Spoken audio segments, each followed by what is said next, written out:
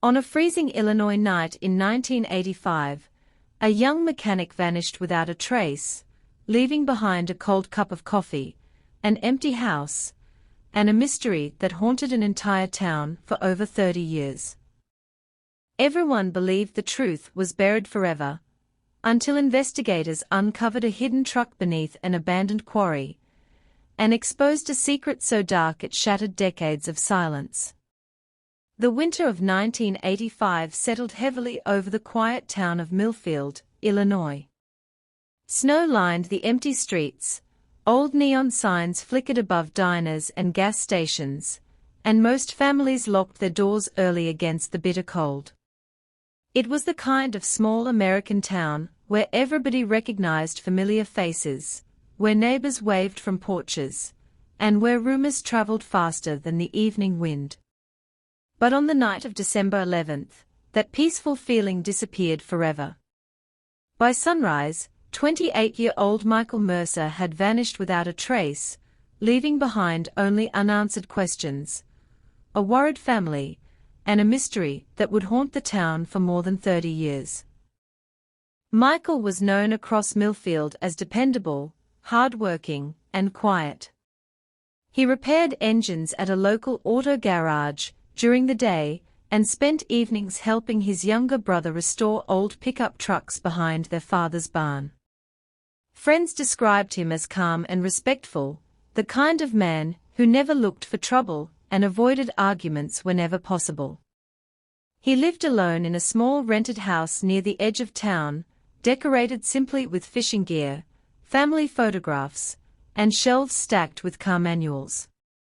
To outsiders, Michael's life appeared ordinary, but people close to him knew he carried the pressure of supporting his aging parents after his father's health had begun to decline.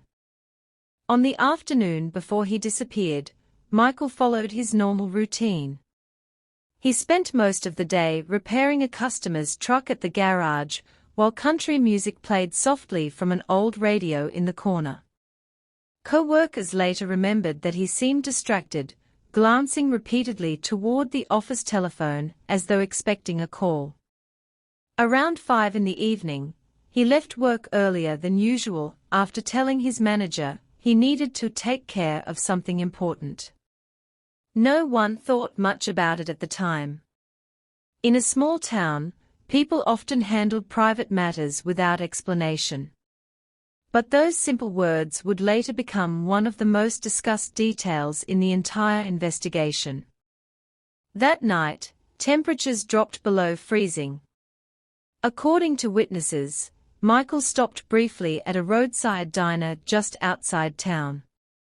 A waitress later recalled him sitting alone in a corner booth drinking coffee while reading a folded piece of paper several times. He appeared nervous, tapping his fingers against the table and staring through the frosted windows toward the parking lot. Before leaving, he paid in cash and asked what time the diner closed.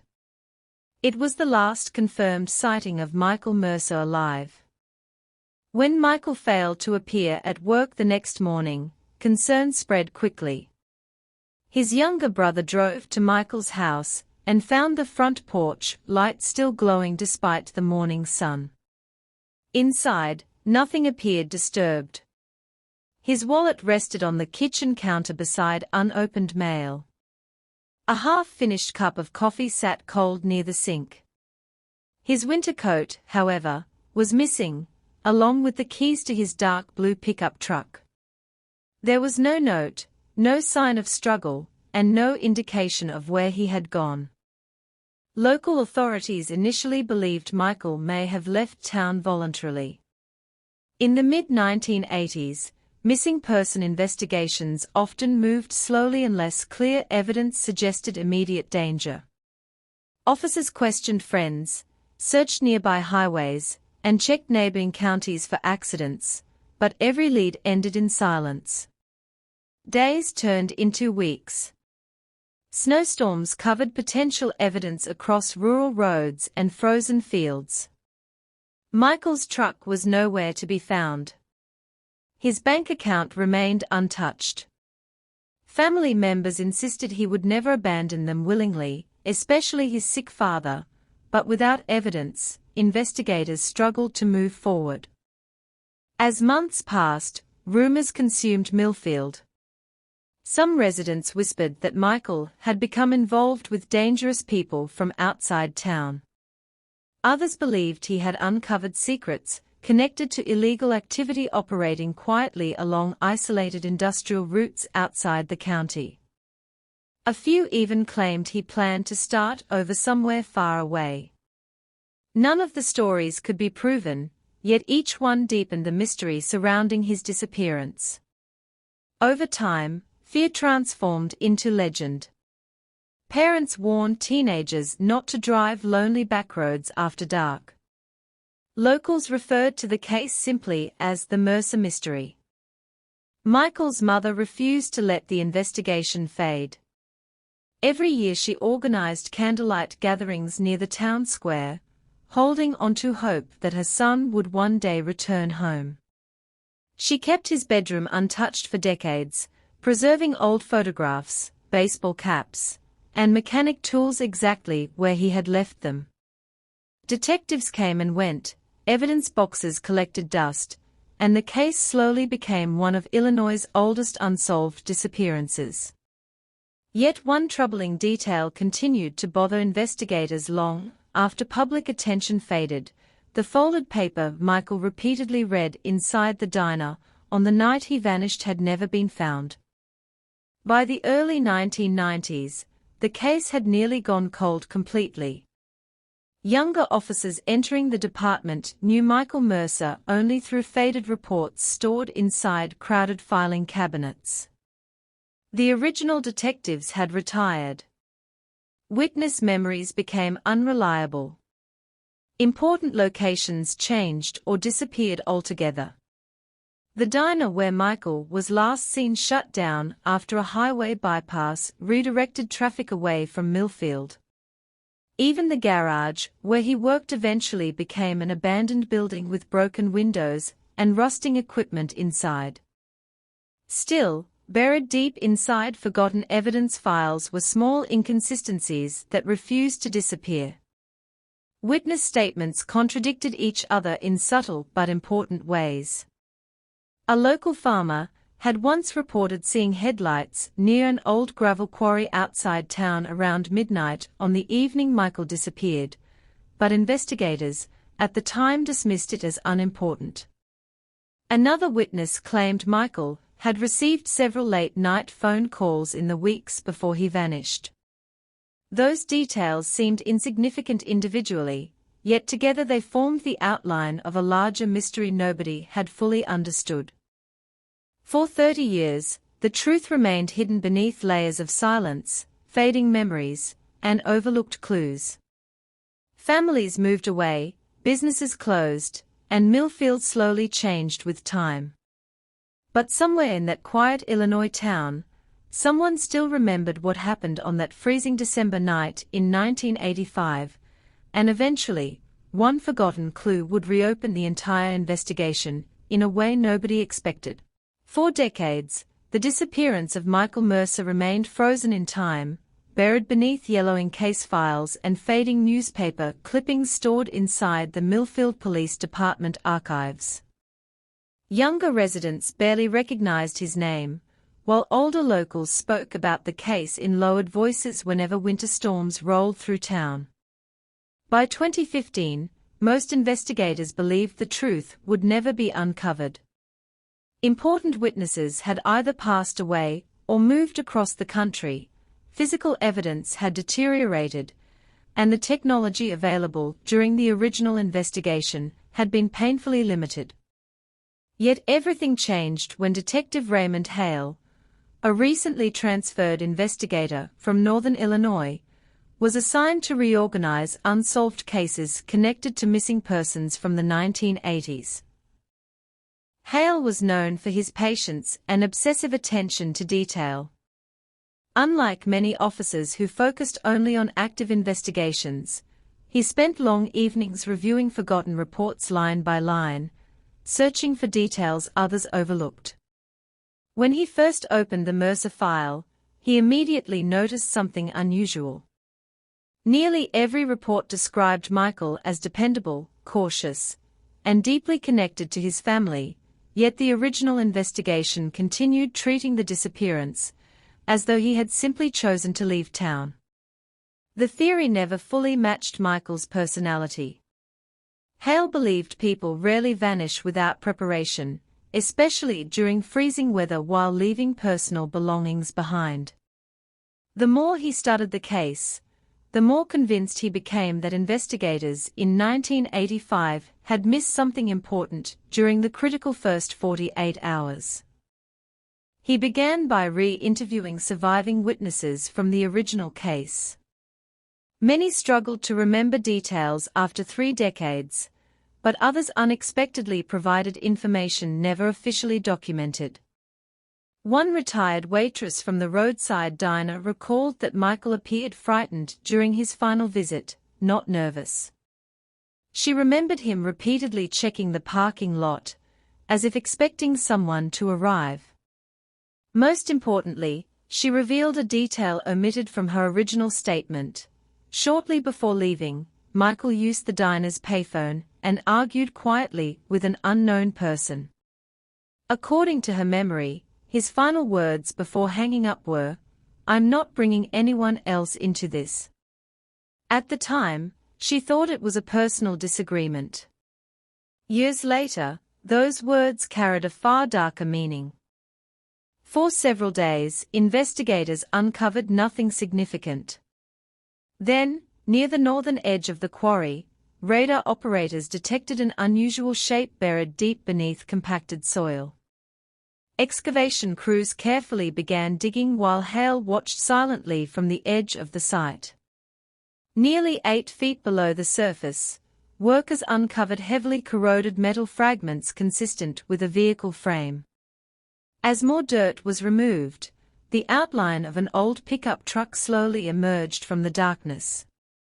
Though badly damaged by time and moisture, investigators identified it as a model matching Michael Mercer's missing vehicle. The discovery shocked Millfield. News crews flooded the town as residents gathered outside diners and gas stations discussing the case that many believed would never be solved. For Michael's surviving relatives, the emotional weight was overwhelming. His younger brother, now an older man himself, stood near the excavation site in silence while officers recovered personal items preserved inside the buried truck. Among them were Michael's rusted keychain, fragments of his winter coat, and a sealed metal toolbox containing mechanic tools engraved with his initials. But investigators soon realized the discovery raised even more disturbing questions. The truck showed evidence of deliberate concealment.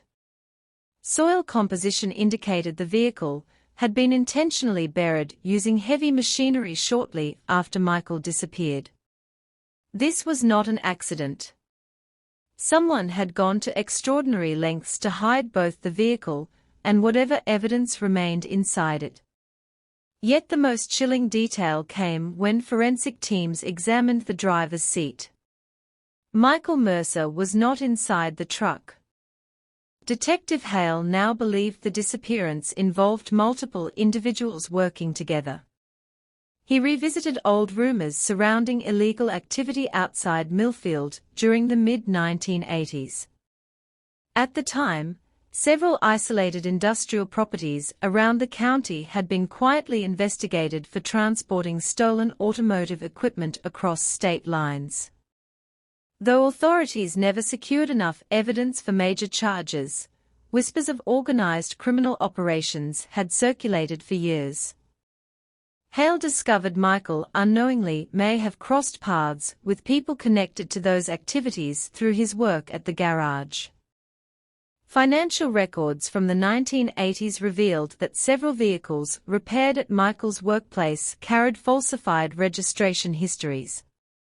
Hale suspected Michael noticed inconsistencies while repairing engines and documenting serial numbers. According to former co-workers, Michael had recently become uneasy about certain customers arriving late at night requesting repairs paid entirely in cash. One mechanic even remembered Michael mentioning he planned to tell somebody everything shortly before disappearing. As investigators reopened old records, another startling connection surfaced. A former local businessman named Daniel Rourke, once rumored to have ties to underground vehicle trafficking networks, had abruptly left Illinois only months after Michael vanished. Though never charged with serious crimes, Rourke had repeatedly appeared in old police intelligence reports connected to suspicious transport operations around the county. Even more concerning, records showed Rourke owned excavation equipment during the exact period Michael's truck was likely buried at the quarry. Detective Hale traveled across multiple states searching for surviving associates connected to Rourke's former business operations. Some refused to speak. Others claimed they remembered nothing. But one elderly former employee finally provided the breakthrough investigators needed. During a lengthy interview, the witness admitted hearing conversations in late 1985 about a mechanic who saw too much. According to the witness, panic spread among several men after learning Michael may have documented vehicle identification numbers linked to stolen shipments. The employee also remembered hearing that Michael was called to a late-night meeting near the quarry under the promise of receiving an explanation. The investigation was no longer a missing person case. It had become a carefully hidden criminal conspiracy buried beneath 30 years of silence. Yet despite mounting evidence, one critical question remained unanswered: what exactly happened to Michael Mercer after he arrived at the quarry that freezing December night? Detective Hale knew the answer was still somewhere inside Millfield, hidden within memories people had spent decades trying to forget. By the spring of 2016, the Mercer investigation had transformed from a forgotten cold case into one of the most closely watched criminal inquiries in Illinois history. Reporters filled the streets of Millfield almost daily, satellite vans parked outside the courthouse, and national television programs began describing the mystery as the 30-year silence. For longtime residents, the renewed attention forced painful memories back into public view. Some families avoided discussing the case entirely, while others quietly admitted they had always suspected powerful local figures knew more than they ever revealed. Detective Raymond Hale understood that after 30 years, solving the case would depend less on physical evidence and more on breaking through fear that had controlled the town for decades. Investigators continued searching the abandoned quarry for additional evidence connected to Michael Mercer's disappearance. Weeks of excavation uncovered discarded vehicle parts, rusted tools, and old fuel containers buried beneath layers of dirt and gravel. Most were unrelated to the case, remnants of years of illegal dumping after the quarry shut down. But near the eastern boundary of the site, forensic teams discovered something that immediately changed the direction of the investigation: a weather-damaged ledger sealed inside a metal storage drum. Though partially destroyed by moisture, several pages remained readable. The ledger contained handwritten dates, vehicle descriptions, and coded financial entries connected to transport operations during the mid-1980s. More importantly, one page included a notation beside Michael Mercer's initials followed by two chilling words: handled permanently. The discovery stunned investigators. For Detective Hale, it confirmed what he had privately suspected for months: Michael had not vanished randomly. He had been deliberately silenced after learning information someone considered dangerous. Yet the ledger alone could not identify who carried out the crime. Hale needed witnesses willing to speak openly, and after decades of silence, that seemed nearly impossible. Then, unexpectedly, the case finally cracked open. A retired construction operator named Walter Briggs contacted authorities after watching coverage of the quarry excavation on television. Briggs, now in poor health and living several states away, asked to speak privately with investigators. During a recorded interview, he revealed that in December 1985 he had been hired for an overnight excavation job outside Millfield by men connected to Daniel Rourke's business operations. Briggs claimed he was instructed to operate heavy machinery near the quarry after midnight, and was paid in cash to ask no questions. At the time, he assumed the job involved hiding stolen equipment. But before leaving the site, he noticed several men gathered beside a damaged pickup truck partially hidden beneath tarps. One of them appeared extremely agitated, repeatedly shouting that the mechanic ruined everything. Briggs admitted he never contacted police because he feared retaliation. In the 1980s, rumors surrounding Rourke's associates frightened many locals into silence. Several people believed the organization had connections reaching far beyond Millfield into transport businesses across neighboring states. Briggs spent 30 years convincing himself the events at the quarry had nothing to do with Michael Mercer's disappearance. But after seeing investigators recover the buried truck, guilt finally overwhelmed him. Detective Hale now possessed enough evidence to reopen investigations into Daniel Rourke's former associates. Though Rourke himself had died years earlier, several surviving business partners were still alive. Investigators uncovered financial records, old property documents, and hidden transactions linking the group to illegal vehicle trafficking operations stretching through the Midwest during the 1980s. Michael Mercer, a skilled mechanic with access to repair documentation and serial records, had unknowingly become a threat after noticing inconsistencies connected to stolen vehicles passing through the garage where he worked. According to Hale's reconstruction of events, Michael likely gathered enough evidence to confront individuals connected to the operation. Investigators believed he received repeated phone calls pressuring him to stay quiet. On the night of December 11, 1985, he was lured to the quarry under the promise of receiving answers or resolving the situation peacefully. Instead, the meeting escalated into panic after Michael refused to cooperate. Witness statements suggested an argument broke out beside the vehicles shortly after midnight. At some point during the confrontation, Michael was fatally harmed, though investigators avoided publicly releasing specific details out of respect for surviving family members. The most heartbreaking moment of the investigation came several months later, during a secondary search of wooded property once owned by one of Rourke's former associates. Cadaver dogs alerted investigators near a collapsed storage shed hidden deep within overgrown land outside Millfield. After careful excavation, authorities recovered human remains later identified through forensic testing as Michael Mercer. More than 30 years after he vanished, Michael had finally been brought home. The announcement sent waves of emotion through the community. Residents gathered outside churches holding candles as church bells rang across Millfield that evening. Michael's younger brother spoke publicly for the first time in decades, thanking investigators for refusing to abandon the case. He described the emotional exhaustion of living 30 years without answers, explaining that uncertainty had haunted the family more painfully than grief itself.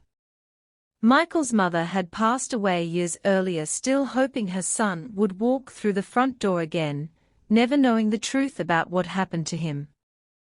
Authorities eventually filed criminal conspiracy charges against two surviving individuals connected to the original operation. Due to the passage of time and loss of evidence, prosecutors faced enormous legal challenges, but investigators believed exposing the truth mattered as much as securing convictions. During court proceedings, testimony revealed how fear controlled Millfield throughout the 1980s. Witnesses described intimidation, threats, and widespread silence surrounding illegal activities operating quietly around the county.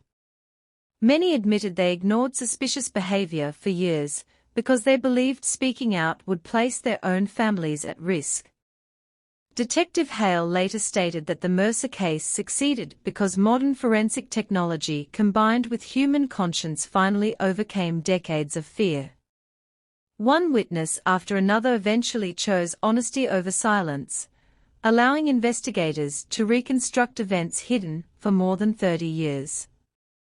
What once appeared to be a vanished man with no leads became the story of a hard-working mechanic who unknowingly uncovered dangerous secrets and paid the ultimate price for refusing to ignore what he saw. In the years following the investigation, Millfield slowly began confronting its past. The abandoned quarry was permanently closed and later transformed into a memorial park honoring unresolved missing person cases across Illinois. Near the entrance stands a simple plaque bearing Michael Mercer's name and a single sentence that residents requested themselves: "The truth may wait, but it does not disappear." Even today, older residents still remember the freezing night Michael vanished into the darkness of rural Illinois in 1985. But now the story no longer ends with mystery. After 30 years of silence, hidden evidence, and fear, the town finally learned what happened to the quiet mechanic who never came home, and how one forgotten cold case proved that even the deepest secrets cannot stay buried forever.